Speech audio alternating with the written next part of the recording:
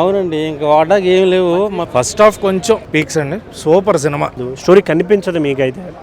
సింపుల్గా వచ్చామా, నవ్వుకున్నామా, వెళ్ళిపోయామా అనే వాళ్ళకి మాత్రమే ఈ సినిమా. మొత్తం మీమ్ రిఫరెన్సెస్ అన్నీ వాడేశారు. ఇప్పుడు మళ్ళీ ఒక డైరెక్టర్ అయితే ఎలా తీస్తారు సినిమా, ఒక మీమ్స్ చూసి అట్లా ఆ టైప్ తీశారు డైలాగ్స్ మీద. ఓవరాల్గా మూవీ మస్ట్ వాచ్ ఎంటర్టైనర్. ఇప్పుడు పొద్దున్న నీకు ఆఫీస్ డ్యూటీ అయిపోయినా ఆఫీసులో గోకుతుంటావు కదా యాంకర్లకి, అలాగే వీళ్ళు కూడా ఇక్కడ ఆఫీసులో ఉన్న వాళ్ళకి, రోడ్డు మీద ఉన్న వాళ్ళకి గోకేస్తుంటారు. బాగుందన్న, చాలా ఫన్నీగా సరదాగా అయిపోయింది. ఏముంది, శ్రీకృష్ణ అన్న ఒక బ్యాంకులో మేనేజరు ట్రైన్లో ఒక అమ్మాయిని చూస్తాడు. సో ఆ అమ్మాయిని హీరో ఇష్టపడ్డు, హీరోని వేరే అమ్మాయి ఇష్టపడుతుంది. సో దాని ద్వారా అలా ఫన్నీగా సరదాగా సాగిపోయింది. ఫైట్స్ ఏం లేవు, మంచి కామెడీ ఎంటర్టైనర్. కామెడీ పరంగా సినిమా చాలా బాగుంది. శ్రీకృష్ణ అనే సినిమా లాగా సామాజిక వర్గం ఎలా అయితే కామెడీ ఎలా ఉంటుందో, సో మంచిగా ఫ్యామిలీ ఫ్రెండ్స్ ఆడియన్స్ అంతా కూడా మంచి చూసి ఎంజాయ్ చేయొచ్చు. అవునండి, ఇంకా వాడడానికి ఏం లేవు మొత్తం. బాబోయ్ మామూలు కాదు. ఫస్ట్ హాఫ్ కొంచెం, బట్ సెకండ్ హాఫ్ మటుకు పీక్స్ అండి, సూపర్ సినిమా. ఈ వీకెండ్ సింగిలే అసలు. శ్రీ విష్ణు గారు అండ్ వెన్నెల కిషోర్ గారు కామెడీ అయితే మామూలుగా నవ్వట్లేదు. థియేటర్లో పొట్టచెక్కలు అయిపోద్దని వాళ్ళు ఏదైతే కాన్ఫిడెన్స్ చెప్పారో అదైతే నిలబెట్టేసుకున్నారు. కామెడీ బాగుంది, ఎమోషన్ బాగుంది, లైట్గా అక్కడక్కడ సెంటిమెంటల్ టచ్, మళ్ళీ దాన్ని కామెడీలోకి తీసుకెళ్ళడం కూడా చాలా బాగుంది. శివయ్య ఒకటి, మంచు కురిసిపోద్ది ఒకటి కొన్ని తీసేశారు. ఏమో మరి అదే ఎందుకనేది, బట్ బాలయ్య బాబు గారి డైలాగులు అవి మటుకు ఉంచుకున్నారు. ఎక్కడ ప్రాబ్లం అయితే లేదనుకున్నారో అవి ఉన్నాయి. ఫన్ కదా, కామెడీలా తీసుకుంటే అయిపోద్ది. సో సినిమా అయితే ఓవరాల్గా సూపర్ ఫన్, మామూలు కాదు, హిలేరియస్ అనమాట. కంప్లీట్గా అన్ని నవ్వుతూనే ఉంటాం స్టార్ట్ టు ఎండ్ వరకు. అసలు వెన్నెల కిషోర్ గారు అండ్ శ్రీకృష్ణ గారి కామెడీ అసలు నెక్స్ట్ లెవెల్ వాళ్ళిద్దరిది. అండ్ ఇవానా, కేతిక వాళ్ళ పెర్ఫార్మెన్సెస్ బాగున్నాయి. అండ్ రాజేంద్ర ప్రసాద్ గారు అపియరెన్స్ చాలా బాగుంది. అది కొంచెం ఎమోషనల్గా వెళ్తుంది.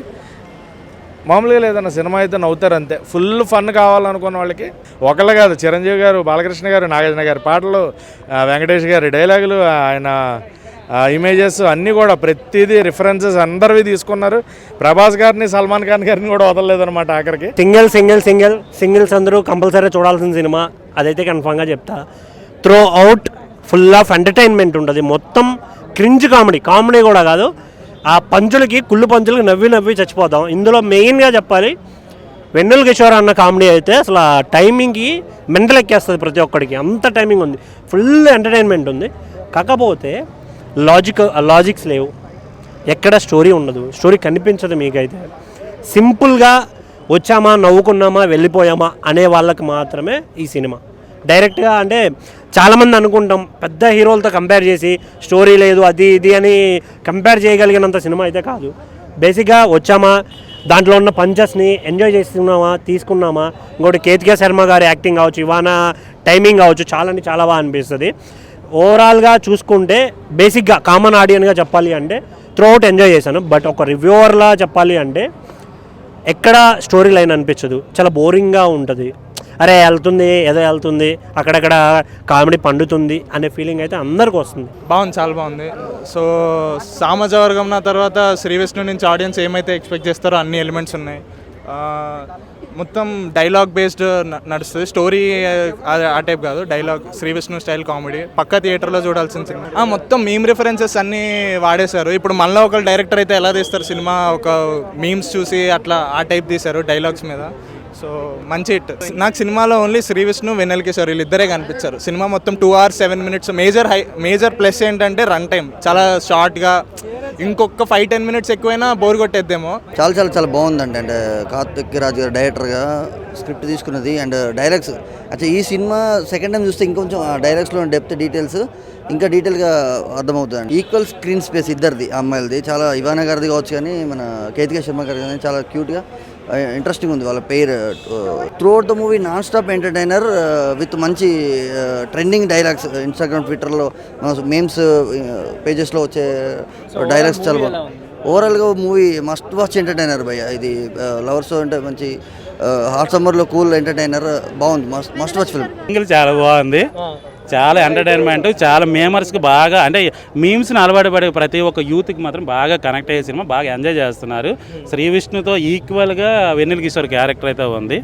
నాకు అది చాలా బాగా నచ్చింది, బాగా ఎంజాయ్ చేయొచ్చు మూవీని. ఇప్పుడు పొద్దున్న నీకు ఆఫీస్ డ్యూటీ అయిపోయినా ఆఫీసులో గోకుతుంటావు కదా యాంకర్లకి, అలాగే వీళ్ళు కూడా ఇక్కడ ఆఫీసులో ఉన్న వాళ్ళకి రోడ్డు మీద ఉన్న వాళ్ళకి గోకేస్తుంటారు.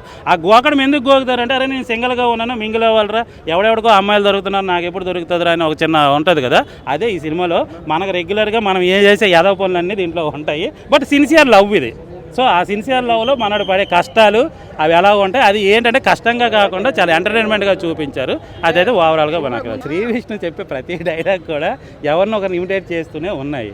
ఆ వాటిని మనం సీరియస్గా తీసుకోకుండా ఎంటర్టైన్మెంట్గా తీసుకుంటే మాత్రం బాగా ఎంజాయ్ చేయాలి. బాలయ్యని చాలామంది చేశాడబ్బా, అది ఎంటర్టైన్మెంట్, దానికి అది తప్పులేదు. ఇప్పుడు మిమిక్రీ ఆర్టిస్ట్ని పిలిచి మనం మిమిక్రీ చేయించుకుంటాం, అలాగే ఇక్కడ ఇమిటేషన్, దాంట్లో తప్పేమో. ఎవరిని కించపరచలేదు ఆయన, ఎవరిని కించపరచలేదు.